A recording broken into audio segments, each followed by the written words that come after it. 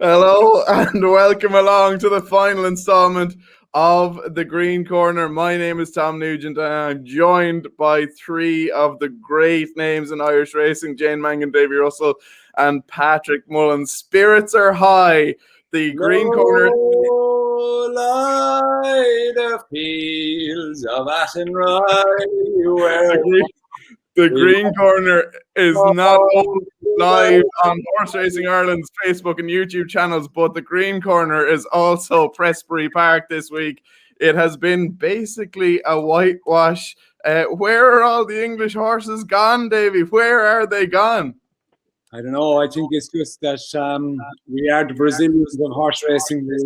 We have the staff, we have the trainers, we have the jockeys. You know, we're just blessed. I suppose we shouldn't be too cocky, but look, we're very good at something, and that is horse racing. Well, I remember back to the year 2000, I was at an All-Ireland hurling final. Kilkenny were in the process of absolutely hammering Offaly. And in the last 10 or 15 minutes, as Offaly fans started to head for the car, one Kilkenny man stood up at the front of the Hogan stand and said, "Lock the gates and make them watch it. There's still a day to go at Cheltenham tomorrow, and there's still plenty of Irish winners to come. We're looking forward to it." It has been an incredible couple of days for Irish racing. The best mate in closure has never been saluted so much by winning riders. And we have a look now at Mick Winters getting his breakfast in bed. Employee of the week, boy. Going for it. All right, Michael. Are you ready, yeah? Come in, decent, good lad. There you go. Cup of tea. Oh, my cheese. This is the racing force. Independent. Independent racing force. Breakfast in bed, boy. High electric treatment. Service with a smile. It's great to see Irish trainers and grooms and all people who've been involved with Irish horses over in Cheltenham banding together and getting stuck in and giving each other a dig out in what is difficult circumstances. But we've got so much to look back on today, and it was such an Irish focus day, Jane, and it's becoming increasingly apparent that it is Rachel Blackmore's world and we're just all living in it. Well, that is, she's the main star of the show, but I just thought at the beginning of the week, somebody asked, how many winners could Ireland have? And I just said, they could have 20. Of 28 races, they asked. And I was like, yeah. And now we have 17 with one day to go. It's very much in our grasp, but Rachel is, she's out of this world. We saw Jack Kennedy on Mount Ida in the last for Davy's big bet. There was just magic performances, but that's what Cheltenham provides. And these horses have been brilliant. But what I have really enjoyed watching is there has been a spread of winners. I think 12 different trainers have had winners, 19 different sets of owners have had winners. And that's endearing as well, and something that we must embrace. Absolutely. Righto. We're going to get a little bit more detail now and look back at some of today's action. We're going to start with the Marsh. Davy, we want to talk about your old friend Envoy LN. Obviously, an unfortunate error and an unfortunate situation for the race to see him out so early. Yeah, look, that is what Envoy LN can do. He can get wound up. It just seems that the occasion kind of got to him a little bit, and he can be quite boisterous in his way. And look, the best result we could have hoped for after getting a fall is he's up safe and sound. And obviously Jack Kennedy showed his well-being later on in the day. So look, it's plus when the big man gets up and walks away and he can fight another day. It's just unfortunate. We'd love to see him strut his stuff, but we didn't get that opportunity today. It'll have to come another day. Jane, Chantry House in his own right is probably a decent horse. Yeah, Chantry House is he was a very good hurdler. He's grade 1 hurdler, and maybe we were just completely overlooking him because we thought, I said last night, Envoy LN is the best horse in training, and I still do believe it. But even the best horses have their blips, and I think it's just going to be a part of his story when he comes back and win the Gold Cup next year, hopefully. Very good. Righto, let's have a look at today's Ryanair, won in emphatic fashion by Allaho. Allaho comes to it and is over safely. Allaho still has a lead of some 8 lengths over Kalashnikov in second. Fakir Duderi is in third. Tornado Flyer is in fourth. The others at long intervals. The final fence, Allaho didn't get very high, but he's still clear by 8 lengths. Fakir Duderi on the outside now, just steals second from Kalashnikov. Tornado Flyer may pick up a piece of it, but he's absolutely beaten by the winner, the emphatic winner, the brilliant winner of the Ryanair chase. Allaho has given Willie Mullins a record 4th win in the Ryanair. Patrick, talk about seeing Allaho in a whole new light. He blew them away. Well, that's what we thought he was capable of. And, you know, he disappointed us at the last 2 Cheltenhams over 3 miles. And to be frank, he disappointed me throughout the season. David said he made a few mistakes in the John Durfin over 2.5. And he didn't blow me away in Thurles. But that's what we were hoping to see from him. And that was reminiscent of Vautour. And perhaps, you know, we obviously found the key to him, maybe good ground, 2.5 miles, and letting him rock and roll. Davey, we know confidence is such a big thing for riders at big meetings, but like Rachel Blackmore is literally riding out of her skin at the moment. Yeah, I think she knows her horses very well, and I feel, you know, she spends a bit of time in Willie's, and she knew what Allaho was capable, and obviously everybody in the team knew what he was capable of, and it was very. Davey is gone. Jane, I'll ask you the same question. Rachel Blackmore at the top of her game, unbelievable so far this week.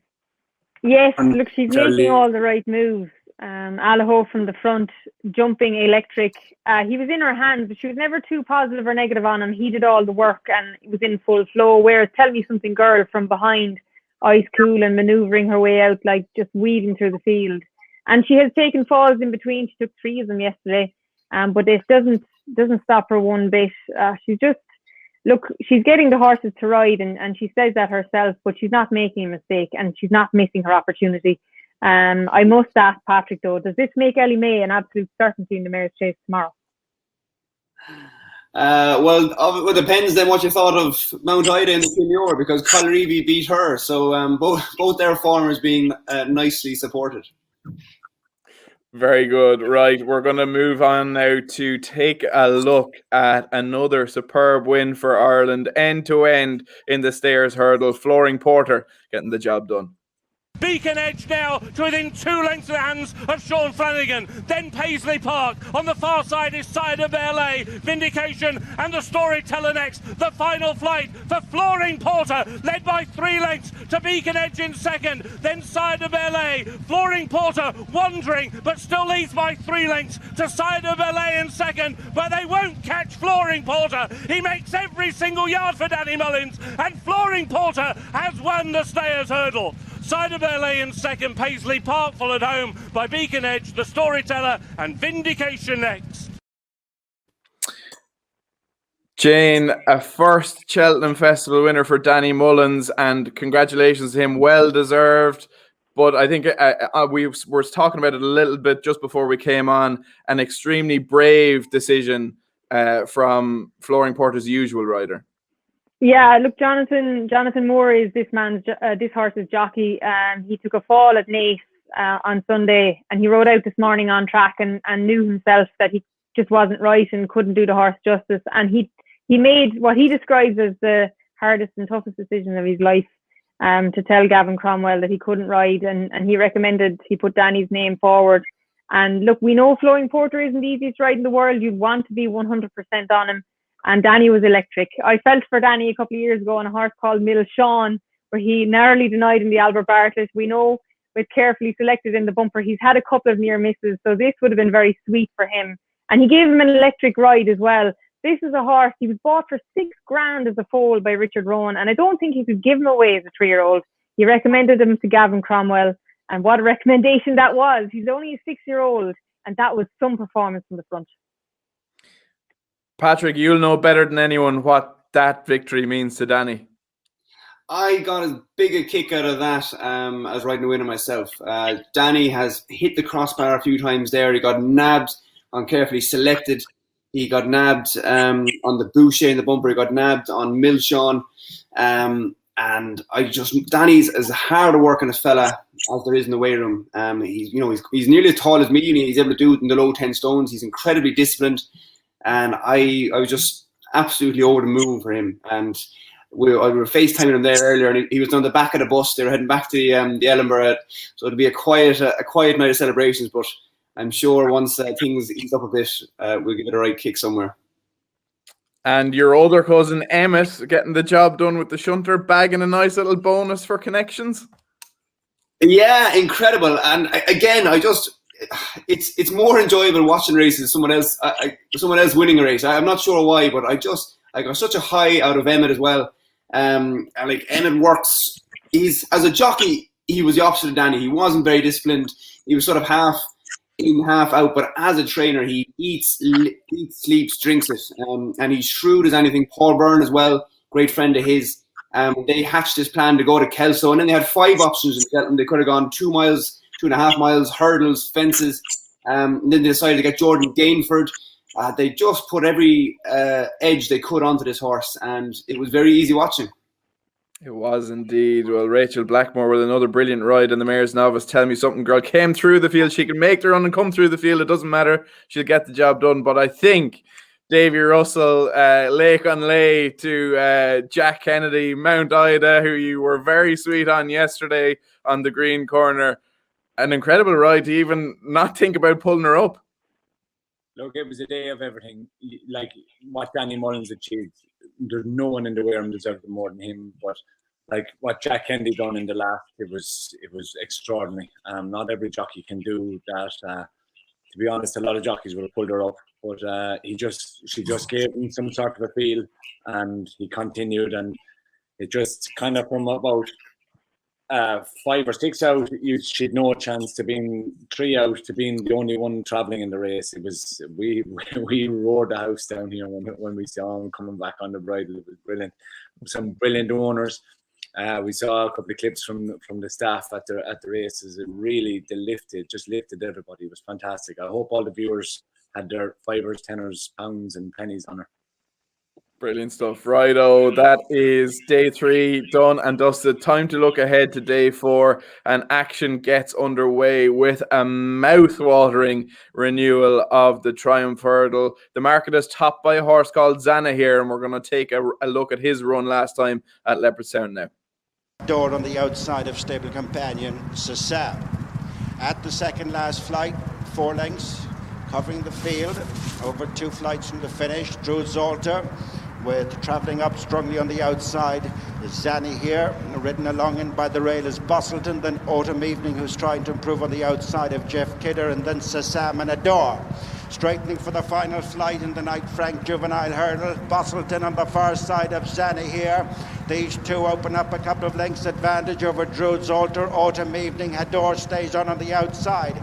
Coming to the final flight, and it's Zanny here, fractional advantage from Bustleton. Adore still stays on ahead of Autumn Evening, and it's Zanny here sent on by Jack Kennedy, and Zanny here is further enhancing his credentials in the juvenile division, wins by good 4 lengths.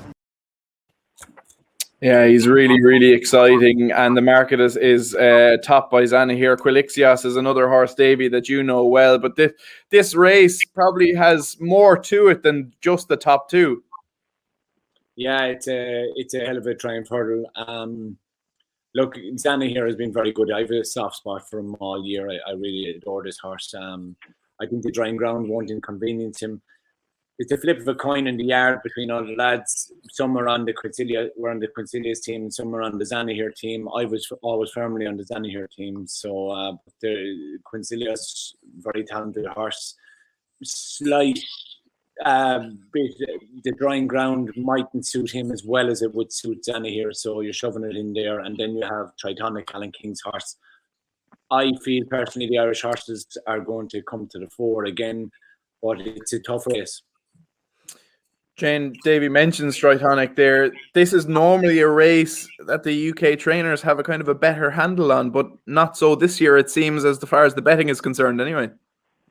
Not so this year. I think this is an unusual triumph in that the top three look like genuine Grade 1 horses. They're not just good juveniles. These horses could be champion hurdle horses next year. They look that good. And as a reflection of that, there's only 7 runners in this field. There was a full field in the Fred Winter, where when you saw that clip, you saw Jeff Kidder and Saint Sam, the first 2 home, and they were swept away by Zanahiyr at Leopardstown. Look, I'm a huge fan of both Zanahiyr and Quilixios, but one is evens and one's 11-4. But I hope they finish 1-2. It's not really a race to have each way played with only 7 runners, but I think they both have the whole package. Patrick, you run Houghton Colour here. Could he get in the mix? Look, he's a very nice horse. It's not ideal to have to come here straight. He won a hurdling Auteuil in the summer. For me, he's a horse for next year. I think he'll run well, but you saw James de Burley. It's a very hard thing to do. For me, he's all about next season. 2:30 is another Grade 1 on the card. Is the Albert Bartlett Novice Hurdle, and Fakira Davy is another horse that you'd know well at the top of the betting. What chance? Yeah, he's the type of horse was weak as water last year. As look at it, he didn't win. He didn't break his maiden tag last year. He's strengthened up no end. He's a real finisher in these races. He's stepping up to 3 miles. He wears the cheek pieces. He's a hardened, tough horse that has loads of runs under his belt, and you'll see him coming. He'll be off the bridle early, but he really does finish out his races. And for me, I have another soft spot for him. He was always knocking on the door last year, and he just, after summer's grass, he strengthened up some wicket. The team here, Cullentra, kind of always kept the faith with him, and he's proved that winning in Navan, and he's won in very tough tracks. He was eye-catching in Leopardstown, and hopefully he can go and do the business for the team as well. Patrick, will you be fancying your chances at a crack with the favourite with Statler? For me, this horse is really a 3 mile soft ground chaser. I can see him being kind of a first stage Paddy Power horse. I think, it appears to be quite dry ground over there. There's quite a lot of horses making all being quite positive. I think that's going to be against him here. So I think he could be up against it with the conditions. Righto. Jane, what did you think of this year's Albert Bartlett?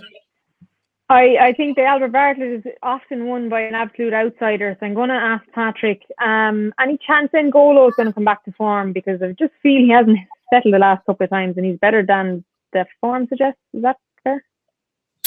Definitely better than the form suggests. He is one where the drying ground will suit him, and probably the lack of jumping in the last mile on this track will suit him too. I definitely saw him do a nice bit of work last Tuesday or Thursday, so you could definitely have worse each way bets. 20-1. Lovely stuff. 3:05 at Cheltenham tomorrow is the big race of the day and the big race of the week. It is the Cheltenham Gold Cup, and Album Photo is trying to put his name into the history books to be yet another horse to win the race on 3 consecutive occasions. We're going to take a look back at his 2 wins to date, 2019 and 2020. Now, approaching the last, Paul Townend on Album Photo, and he's safely over and drawing away 4 or 5 lengths to Bristol de May, then Annabelle Fly, Native River and Clandes Opo, and stretching out up the hill, it's Album Photo. Annabelle Fly is staying on well, but no photo required. Album Photo wins the Magnus Cheltenham Gold Cup. Annabelle Fly closing well up the hill in second, Bristol de May a big run in third. It's Album Photo on the far side, Lost in Translation, Santini between them, Real Steel, and then Monali at the final fence, and both the leaders coming up well. Album Photo on the far side of Lost in Translation, Santini, Monali, Real Steel, Delta Work, Album Photo by a length to Lost in Translation. Santini is staying on strongly, very strongly. Album Photo, back-to-back Gold Cups. Album Photo, the 8th multiple winner of the Cheltenham Gold Cup. Golden Miller, Cottage Rake, Arkle, just to name a few. Jane, I actually think this is being underplayed in the media a little bit. This, if he pulls it off, is a huge, huge achievement. Oh, it'd be probably Willie Mullins' finest as well, wouldn't it? For a guy who's won races from Saudi to Australia, Japan and everywhere, this would give probably the sweetest of all. It's probably being underplayed because Album Photo is a horse that the public haven't really had the opportunity to build a relationship with, but hopefully they will have the opportunity tomorrow. Look, Ireland have a very strong hand, and if Album Photo can't bring off the treble, I'd love to see Rachel Blackmore do what she does best on A Plus Tard. He must have a serious chance on his Savills Chase win at Leopardstown. He's a former festival winner there as well. So I think any horse that has the class to win a Grade 1 over 2 miles and do the same over 3, it has to be taken very seriously. But Album Photo, Patrick will tell us more, but he's never blotted his copybook this year, the last couple of years, but he has a favourite chance. Patrick, the team had to wait long enough for their first Gold Cup, but I suppose a bit like buses, they all start to come together. And what kind of form is Album Photo in this year? And does that sense of maybe a little bit of history ever come into your mind, or are you just staying focused on the job? Sure, look, to be on the cusp of what will be real racing immortality, to win 3 Gold Cups. I mean, you grow up hearing about Pele, Maradona, Christy Ring, George Best. In racing, it's Arkle, and Arkle's 3 Gold Cups. So to have a horse that might emulate that is an extraordinary thing. And look, we have our set way of doing it. Like Jane says, it probably doesn't allow him to build a relationship with the public. I don't think the horse himself minds that too much.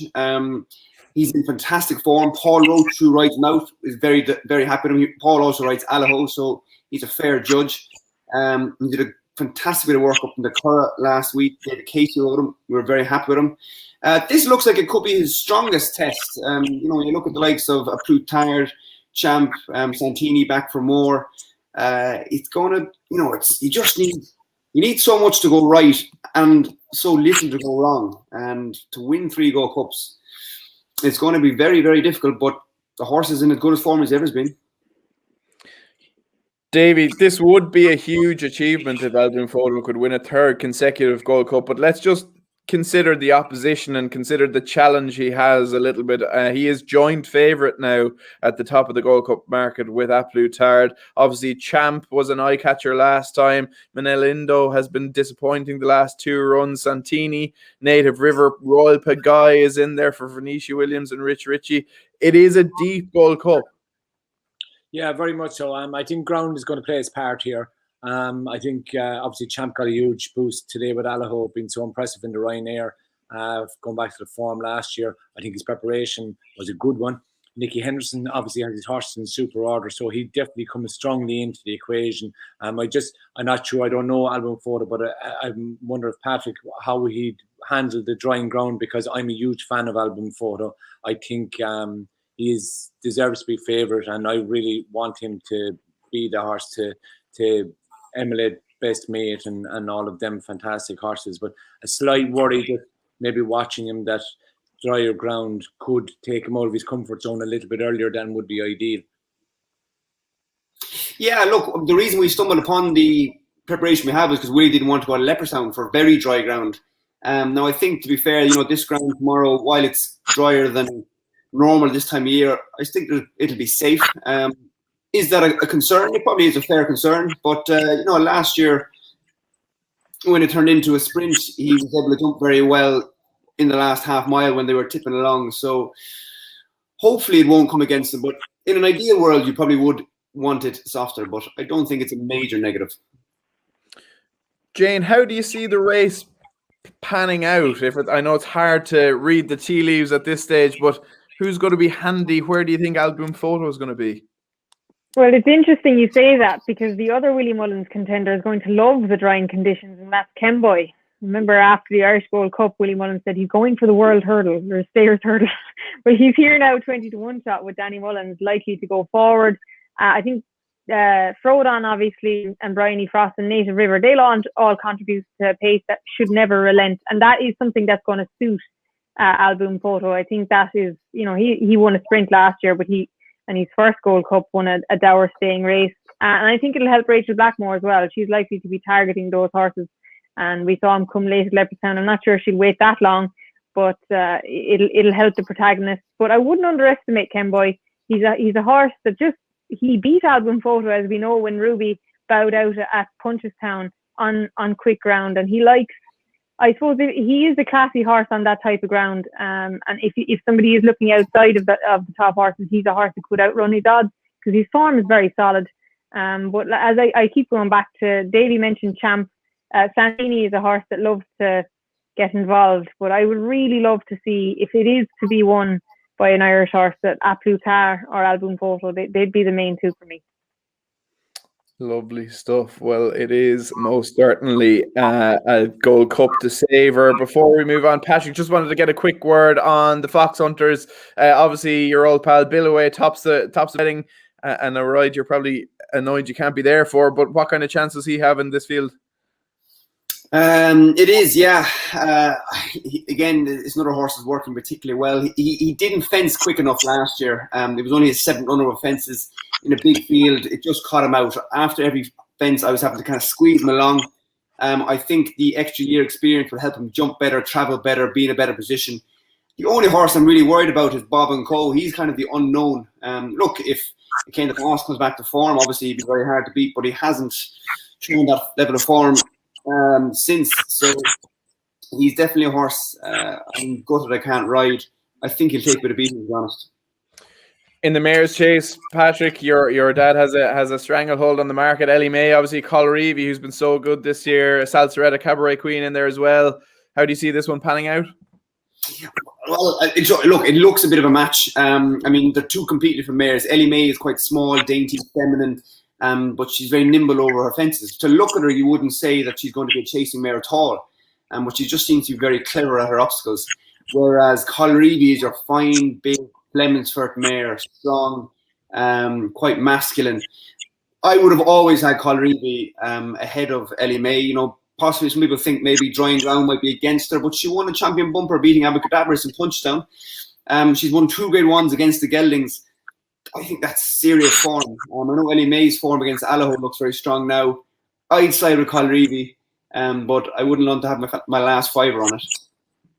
Jane, anything you want to give a shout out to on the concluding day of the 2021 Cheltenham Festival? Well, I would, again, we're asking Patrick all the questions, but Willie has won the Martin Pipe with some very good horses in the past. And for people at home, Gentleman to Me is a hard horse to assess because we've only seen him in Ireland once. And that was when he was very good at Naas. But you've thrown him straight in here on his second start. He's top of the market now in a very competitive handicap, but what do we think? Could he be another Don Poli or Sir de Champs? He's a horse with an awful lot of ability, but he's not simple. Jason Deere rides with home, and he needs to be handled with kid gloves. You know, the maiden hurdle he won, he kind of got a bit of an easy lead. I'm not sure he's going to be mentally mature enough for the hustle and bustle of a Cheltenham handicap. That'll be my concern with him. I'd actually be much keener on our other horse, Galloping the Champs. He reminds me a little bit of Don Poli, Sir de Champs, a big chasing type horse for the future. I'm not saying he's as good as those two horses, but I do think he's better than his mark. And if you watch him back over 2 miles in the Grade 1 in the DRF, he was pretty good there. So he's the one I think will handle this type of race better. And to finish, the dogs are barking in the street. Every single soul in the country has got a few quid out of Davy Russell and Mount Ida yesterday. So, Davy, go on. Tell us, what's the one on day 4? The lads have to frighten me a small bit there now, because I do think Shattered Love is going to run a big race in the mare's race. I really do. She is in humming form. She's a Grade 1 winner around the over course and distance, and I think she'll shake him up. Before we finish, I want to get a quick line from each of you. Jane, just put into words what exactly it means for Irish racing to have had so much success this week.